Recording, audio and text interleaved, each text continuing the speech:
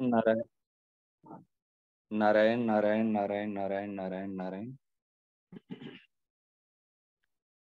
श्रद्धेय स्वामी जी महाराज जी के श्री चरणों में सभी साधक साधिकाओं की तरफ से हार्दिक प्रणाम। सबको सप्रेम हरिस्मरण।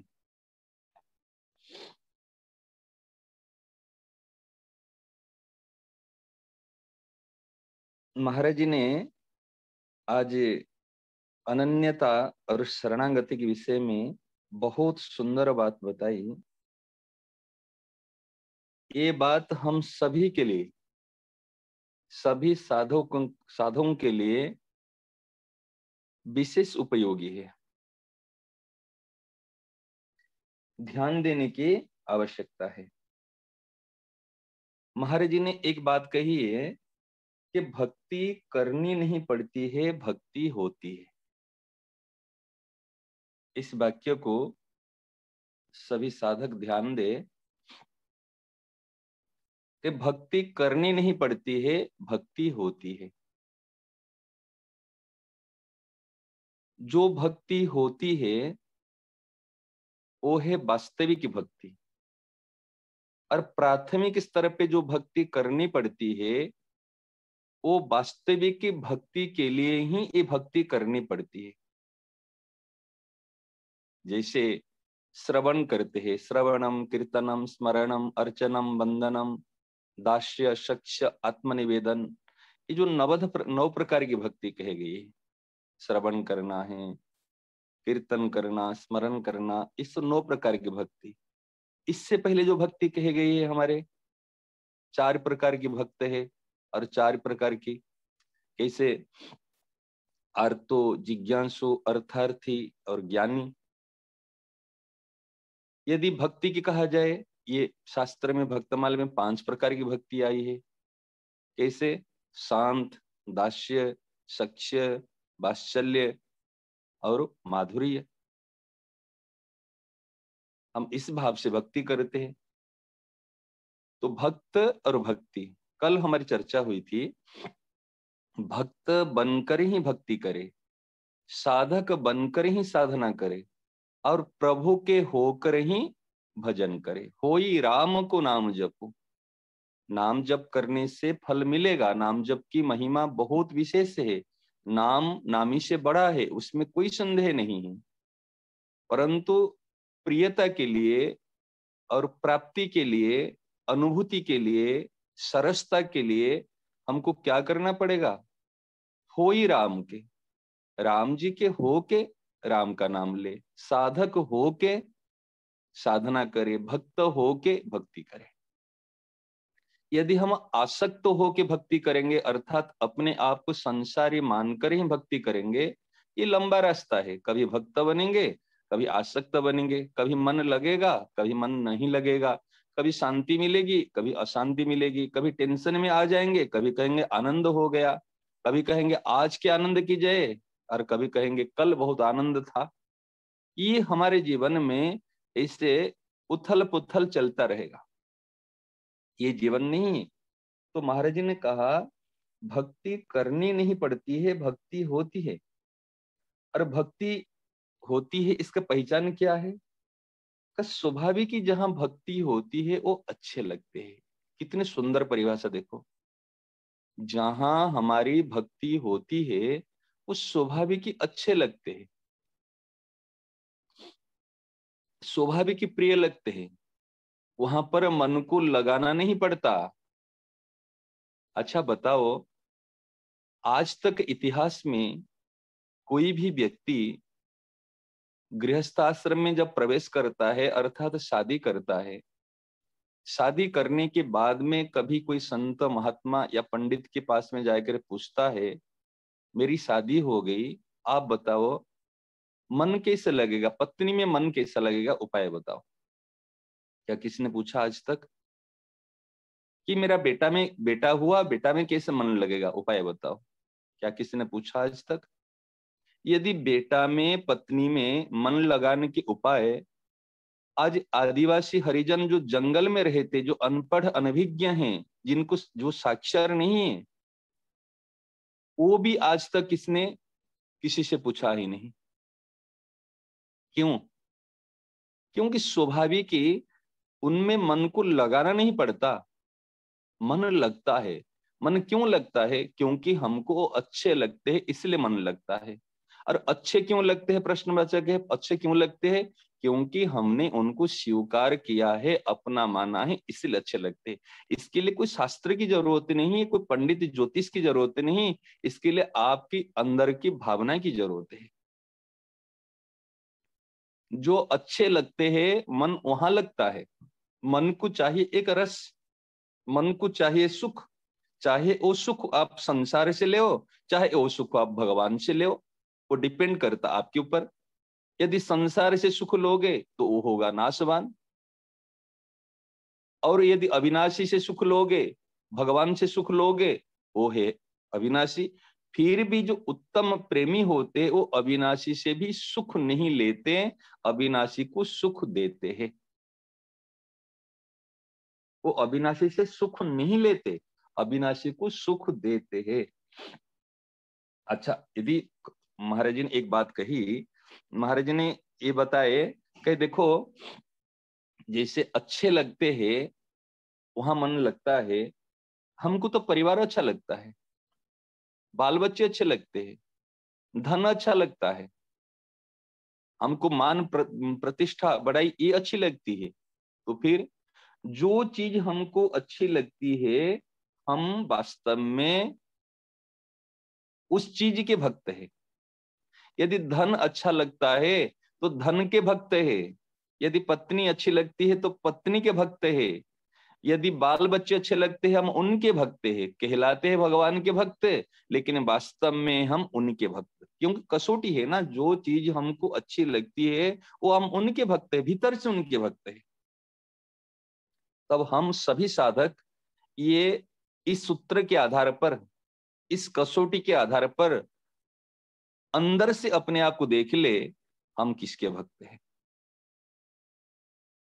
कहने के लिए मैं भी कह सकता हूं मैं राम जी का भक्त हूं, क्योंकि राम जी की मूर्ति पूजा करता हूं, राम जी की तस्वीर पास में रखता हूं, मैं राम जी के मंदिर में जाता हूं, मैं शंकर भगवान का भक्त हूं, क्योंकि मैं सोमवार व्रत करता हूं।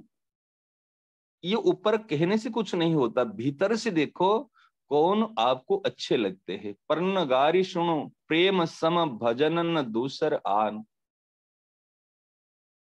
प्रेम ही भजन और भजन ही प्रेम।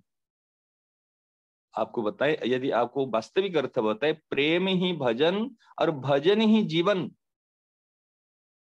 जीवन क्या है? जीवन भजनमय बने, यही हमारे जीवन है। और भजन क्या है? जब जीवन में प्रेम होता है तब भजन होता है। भजती माने भीतर से बार बार याद आना, बार बार हम उनको चाहना, उनके बिना कुछ माने एक खालीपन लगना, ये भजन। जब पत्नी याद आती है, धन याद आते हैं, बेटे याद आते हैं, हम भीतर से उनके भजन करते हैं। हम ऊपर से तो माला लेते हैं और भीतर से तो क्या उनको स्वीकार करते हैं। जब भीतर से जिनको स्वीकार करते हैं उनको भीतर से भजन होता है, अर्थात डिमांड। भजन मीन्स एक डिमांड, आवश्यकता। हम इनको चाहते, हम पत्नी को चाहते, हम धन को चाहते, हम जो जिसको चाहता है वो उसका भजन करता है। अब भीतर से एक बार अपने आप को पूछिए, मैं भीतर से किसको चाहता हूं? भीतर से मैं किसको चाहता हूं? ये उनका भजन है। इस चीज को हमको ध्यान रखना। तो ये भजन कैसे होगा? देखो, हमारे संतों ने, ब्रज के रसिक संतों ने बड़ी सुंदर बात बताई कि भजन करने के लिए हमको अनन्यता की आवश्यकता है। आप सबको जानकारी होगी, हमारे बांके बिहारी जी के जो प्रागट्य करता है स्वामी श्री हरिदास जी महाराज, उनका नाम है। किशोरी जी ने अनन्य रसिक छाप दिया है। अनन्य, जो गीता जी में अनन्यता की बात आती है, श्रद्धेय स्वामी जी महाराज जी ने आज जो अनन्यता की बात कही है, वो होते अनन्य रसिक स्वामी श्री हरिदास जी महाराज। अनन्य रसिक महाप्रभु श्री हरिवंश जी महाराज। अनन्य रसिक श्री हरिराम व्यास जी महाराज। ये सब रसिक वर्ग जितने हैं, रूप गोस्वामी, सनातन गोस्वामी, जितने सब आचार्य भक्त हो गए ब्रज में, ये सब अनन्य है। अर्थात उन्होंने एक भगवान को, एक किशोर जी को छोड़कर और किसी को चाहा ही नहीं, और किसी की तरफ दृष्टि गई ही नहीं। यहां तक कि हरिराम व्यास जी ने कह दिया, काहू के बल भजन को, काहू के आचार, जो भजन कहते हैं, किसका भी भजन का बल होता है। काहू के बल भजन को, काहू के आचार, व्यास भरोसे कुंवर के सोबत पांव पसार। जो कुंवरी के भरोसे में पांव पसार, अर्थात निश्चिंत होकर सोता हूं, क्योंकि मेरी किशोरी जी है, मेरी श्यामा जो है। ये होता है भजन। भजन अर्थात प्रेम ही। तो संतों ने बहुत सुंदर बात बताई, वास्तव में किसका संग करना चाहिए। कि वास्तव में अनन्य भजन करने वाले संतों का, साधकों का संग करना चाहिए। एक सुंदर बात बताए, जिनके जुगल बिहार की बात चले दिन रेन, तिन्हीं को संग कीजिए छाड़ी और सब गेल। यह जिनके वास्तव में युगल बिहार की बात चले दिन रेन, दिन रात केवल एक बात, बात मतलब कौन क्या बात करता नहीं है, भीतर से चलती है।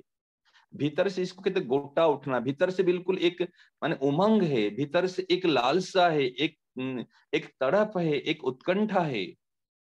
केवल मैं प्रियालाल को सुख दूं, केवल उनके हो के रहूं, कि वास्तव में उनके संग कीजिए, जैसा संग करेंगे और वैसा ही रंग चढ़ेगा। ये जो अनन्य होना, ये वास्तव में ये सबसे बड़ी बात है। आज गीता जी की जो सार बात है, शरणागति, और शरणागति में भी अनन्य। जैसे कहते हम शरण हो, हम भी कहते मैं भगवान का हूँ, भगवान मेरे है, ये नहीं है। हाँ ठीक है, प्राथमिक स्तर पे झूठे मूठे होते हुए भी भगवान इसको पूर्ण कर लेते हैं, साकार कर लेते, ये भगवान की उदारता है। परंतु हम अपनी तरफ से सावधान रहे, न अन्य कोई भी मेरा अन्य नहीं है, केवल केवल केवल केवल केवल उसमें रहे।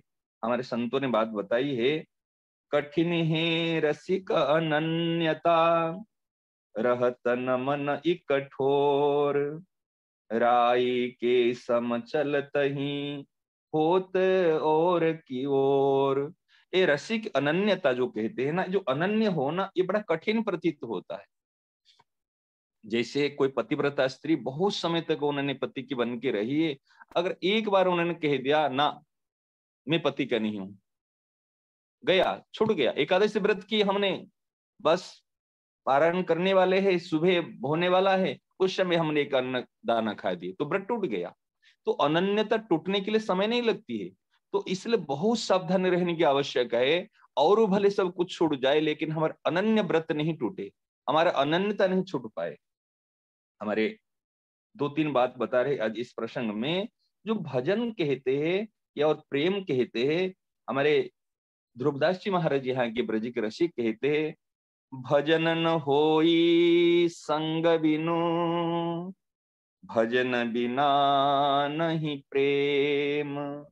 ध्यान से सुनिए, भजन न होई संग बिनु, भजन बिना नहीं प्रेम, छिनहु भजन न छाड़िए, धरिए ध्रुव यहने। वास्तव में संग के बिना भजन नहीं होगा। हमको जैसे संग मिलते हैं उसके अनुसार हमारा भजन होते हैं। अगर व्यापारी मिल गए तो व्यापारी के अनुसार हम संग करते। हम जैसे भीतर से जो चाहना होती है वो संग हम ढूंढ लेते हैं। महाराज जी कहते हैं ना, और शादी ब्याह में जाते हैं परिवार वाले, तो सब अपने अपने संग से जाकर तुरंत मिल लेते, जिनकी जो रुचि है। कोई बात करने वाला बात करने से मिल लेता, चास खेलने वाला उनसे मिल लेता है, शराब पीने वाला उनसे मिल लेता है, जो जहां पर है स्वाभाविक आकर्षण वहीं जाकर मिल लेता है। तो इस मूल में संग डिपेंड करता भजन के लिए। और भजन के बिना प्रेम नहीं होता। अगर कोई सोचेगा प्रेम हो जाएगा, भजन क्या है? प्रेम ही भजन और भजन ही प्रेम। जहां पर प्रेम होगा वो इनका भजन करेगा। अगर भजन होता है तो वो जो जिसका भजन करता वो उनके प्रेमी है। तो भजन मीन्स जिनका चिंतन स्मरण भीतर से बार बार होता हो, जिनको हम भीतर से, जो भीतर से अच्छा लगता हो, वही भजन है, वही प्रेम है। इसलिए संतों ने कहा, छिनहु भजन न छाड़िए, एक क्षण भर भी भजन को नहीं छोड़िए, क्योंकि भजन ही जीवन है, भजन के बिना कोई जीवन है नहीं। तो देखो, तो हमारे जो व्रत कहते हैं अनन्य व्रत, ये अनन्य व्रत किस प्रकार लेनी चाहिए, किस प्रकार अनन्य व्रत होना चाहिए।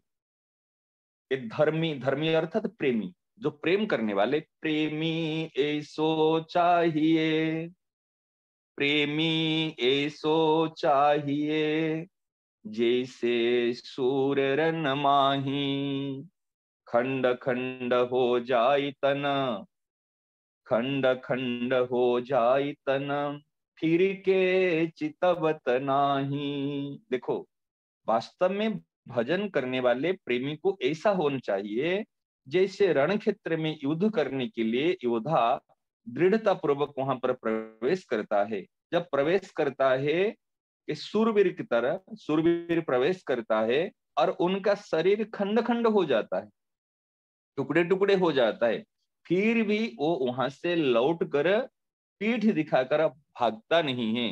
क्योंकि जो शूरवीर होता है वो कायर नहीं होता है, वो पीठ देकर रण क्षेत्र से भागता नहीं है। वो मरेगा तो वीर गति को प्राप्त करेगा और विजय करेगा तो विजय श्री टिका लेगी। दोनों हाथों में लड्डू, लौकिक और पारलौकिक दोनों में उनकी कीर्ति ही है। इस प्रकार जो भजन करने वाले शूरवीर होते हैं, कायर नहीं होते हैं। ये रण क्षेत्र में अर्थात भजन क्षेत्र में, जैसे योद्धा के लिए रण क्षेत्र होता है, इस प्रकार भजन करने वाला शूरवीर के लिए भजन क्षेत्र होता है, शरणागति का क्षेत्र होता है। जब भजन क्षेत्र में वो प्रवेश करता है, कायर नहीं बनता। आज प्रतिकूलता आ गई, आज किसी ने अपमान कर लिया, आज उसने निंदा कर लिया, आज परिवार में दुख आ गया, परिवार में किसी ने मृत्यु, परिवार में किसी ने मर गया, आज देखो आज ये हानि हो गई, आज हम भजन नहीं करेंगे, आज हम ठाकुर जी की सेवा पूजा नहीं करेंगे, क्योंकि भाई हमने तो सोचा था ठाकुर जी के साथ संबंध है तो भाई घर में तो अनुकूलता आएगी, घर में सुख संपत्ति आएगी, घर में हमारे नौकरी लगी जाएगी, कीर्ति हो जाएगी। ये तो उल्टा हो गया, वो भगवान को हम पूजा नहीं करना, वो भगवान के पास में हमको नहीं जाना, फिर संतोष से कोई बात नहीं, क्योंकि हमको ये अनुकूलता नहीं हो। ये भजन नहीं है, वो तो व्यापार है, ये भजन नहीं है, ये भजन थोड़ी है। अरे भजन होता है खंड खंड हो जाए तन, फिर ये चितवत नाही। हमारे रसिक ने यहां तक बताए वृंदावन वास के लिए, खंड खंड हो जाए तन, अंग अंग सत टूक, वृंदावन नहीं छाड़ियो, छाड़ियो तो बड़ी चूक। इस प्रकार खंड खंड हो जाए तन, अंग अंग सत टूक, भजन न कभी छाड़िए, छाड़िए तो बड़ी चूक। इस प्रकार अपने भजन को कभी नहीं छोड़ना चाहिए। भजन कैसे करना चाहिए, पपीहा शिशि को कैसे भजन करना चाहिए। जब ओले बरसते हैं, पंख को टुकड़े टुकड़े कर लेते हैं और ऐसे घायल कर लेते, उस समय में वो प्रेमी को कभी उलाहना नहीं देता पपीहा। जो प्रेमी ने, मेरे मेरे प्रेमास्पद ने मुझे आज ओले बरस के मेरे पंख को टुकड़े कर दिए, फिर भी वही प्रेमास्पद की ओर फिर एकटक देखता रहता, प्यू प्यू करता रहता, कभी उनकी निंदा नहीं करता, कभी उनसे विमुख नहीं होता। आज कितने कठिन परिस्थिति आने के बाद में भी जो प्रेमी होता है, प्रेमास्पद का अवगुण उनको नहीं दिखता, उनको दिन प्रतिदिन श्रद्धा बढ़ती रहती है, दिन प्रतिदिन विश्वास बढ़ता रहता है, और एक प्रियतम प्रेमास्पद के अलावा और कुछ उनके जीवन में सूझती नहीं। अगर प्राण चले भी जाए तो उस समय में दूसरे का आश्रय नहीं लेता। महाराज जी कहते थे, एक पपीहा को एक व्याध ने, सवर ने मारा, वो गंगा किनारे में एक वृक्ष में बैठा था, जब वो गिरा तो चोंच को ऊपर ऊपर कर दिया, कहीं गंगाजल मुंह में चले नहीं चले जाए। इस प्रकार हमारा चोंच अर्थ, इसका अर्थ क्या होता है, इस प्रकार हमारे जीवन में हो जाए। जब तक हमको परमात्मा प्राप्ति नहीं हुई, रस की प्राप्ति नहीं हुई, भक्ति की प्राप्ति नहीं हुई, कभी विषय कभी चोंच में मुंह में न आ जाए, विषय का चिंतन न हो जाए, कभी विषय का संग न हो जाए, इसलिए चोंच को बरम प्राण छोड़ देंगे लेकिन विषयों का सेवन नहीं करेंगे, अन्य का आश्रय नहीं लेंगे। जिस गंगाजल का आश्रय नहीं लिए, केवल स्वाति नक्षत्र की बूंद के अलावा इस प्रकार हम अन्य का आश्रय नहीं लेंगे। ये है भक्ति, ये है भजन, ये है प्रेम, और ये ही वास्तव में साधकों का, प्रेमियों का जीवन। इसमें वास्तव में जीवन में सरसता मिलती है, इसमें जीवन में सब कुछ मिलता है। इस चीज को ध्यान रखना चाहिए। यही है प्रेमी का स्वभाव। देखो कभी कभी साधक के मन में होती है ना, एक साधक की स्थिति बता रहे संत ने बताए, कभी कभी तो भजन में मन लगता है और कभी कभी भजन में मन नहीं लगता। ये प्राय करके साधुओं की स्थिति है। कभी कभी भजन करने के लिए रस आता है, बड़ी उत्सुकता होती है, प्रसन्नता होती है, कभी कभी निराशा फीलिंग हो रहे, कभी कभी अच्छा नहीं लग रहा है, चलो कभी देखते थोड़ा टीवी देख लो, थोड़े से मोबाइल देख लो, थोड़ा सा कोई बातें कर लो, थोड़ा सा घूम के आ जाओ, ऐसे कभी कभी स्थिति होती है, इसमें घबराना नहीं। हमारे संतों ने, एक भजनानंदी संतों ने बताए, कबहू तो थोरो भजन, कबहू तो थोरो भजन, कबहू हो तभी साल। माने कबहू तो थोड़ा भजन होता है और कबहू तो विशाल होता है। मन को धीरज छूटे नहीं, गहे न दूजी चाल। इस समय में ध्यान रखना साधक को, कभी मन में जो पेशेंस है, धैर्य है, वो छूटे नहीं। कभी भजन नहीं होता तो दूसरे का आश्रय नहीं लेना, दूसरी रास्ते में नहीं चलना। अरे मन नहीं लगता, अरे इसमें कोई रस नहीं आता, चलो हम विषय भोग करने चले जाए, चलो दूसरी की शरण में चले जाए, दूसरी को अपना मान ले। ये नहीं है, भले प्राण चले जाए लेकिन दूसरे का आश्रय नहीं लगे, मन लगे चाहे नहीं लगे, ये कोई कसौटी नहीं है। अब इस चीज को ध्यान रखना चाहिए, हम तो भगवान की ही हैं, हम महर्षि की है। ये अगर ठसक रहे, ये अपनापन रहे, उसमें हमारे बहुत काम बनेगा और बहुत ही इसमें जीवन में सब कुछ आएगा। केवल इसकी प्राप्ति के लिए आप बताएं, केवल सत्संग की जरूरत है, केवल सत्संग। अगर कहे हमारे यहाँ पर श्रद्धेय मथुरादास जी महाराज हुए, वो कहते भजन और सत्संग, भरों कभी भजन छूट जाए कभी सत्संग नहीं छूटे। सेठ जी ने सत्संग को माना दादा और भजन को माना उनका बेटा और प्रेम को माना पोता। दादा और बाप और पोता, प्रेम तो है पोता और भजन है बाप और सत्संग है दादा। अगर दादा नहीं है, दादाजी नहीं है तो बाप कहां से आएगा, और बाप नहीं तो फिर पोता कहां से आएगा। तो इस प्रकार मूल में सत्संग, तो सत्संग के लिए कहा कि कहन कहन होई सत्संगते, कहो कहो सत्संग से क्या नहीं हुआ।